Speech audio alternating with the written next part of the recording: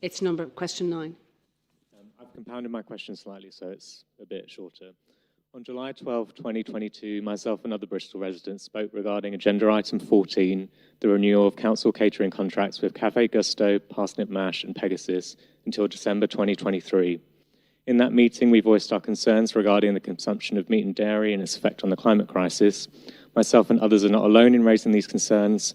Exeter City Council also recognised this issue and took the initiative to successfully carry a motion in December last year to cater fully plant-based meals and to actively mitigate the effects of climate breakdown. Last July, Councillor Craig Cheney explained... We do need... This is supposed to be a question, so yes, can you get to it, please? Thank you.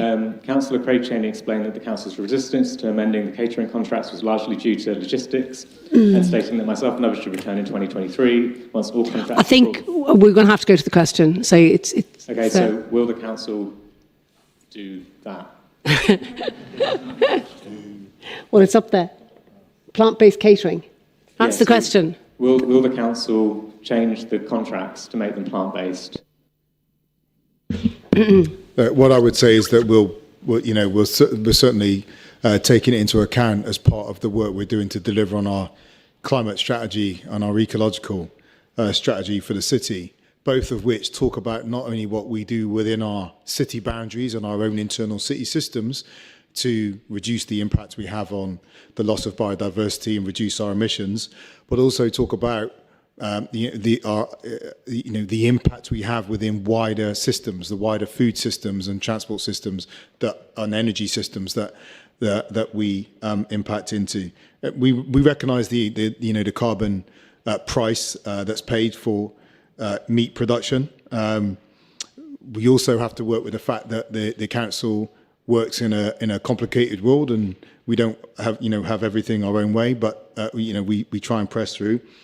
What I would say about our approach as well, because there was a reference to us really setting establishing norms. We've done a lot on food. I won't give you the list now. I'm sure we can share it with you.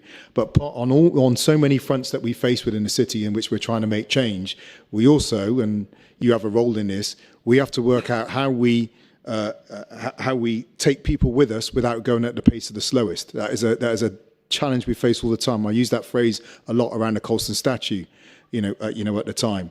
So we'll do what we do. It'd be great if you continue campaigning yourself as well to create the conditions in which quicker action is possible. Thank you. Do you have a supplementary? So I just would like to ask, why is this so difficult? Other councils are doing it. It just doesn't make any sense as to why this is just getting stopped at every single hurdle. Anyone that campaigns for this or anyone that speaks is just told, no, pretty much, blah, blah, blah. Council does something similar, but not this. So I think things are already happening, but it is also true that we have a number of emergencies that we work on in the city that require scarce council resource. There's a lot of work on knife crime in the city. There's a lot of work on county lines. We've just heard interventions here on the quality of some of our estate, and the housing conditions people are living in that we're putting resource into tackling, working on building homes. We've had questions around rough sleeping. There's a lot of things that we do as an organisation as a matter of urgency.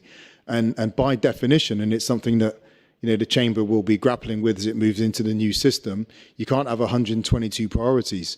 We have to focus the resources.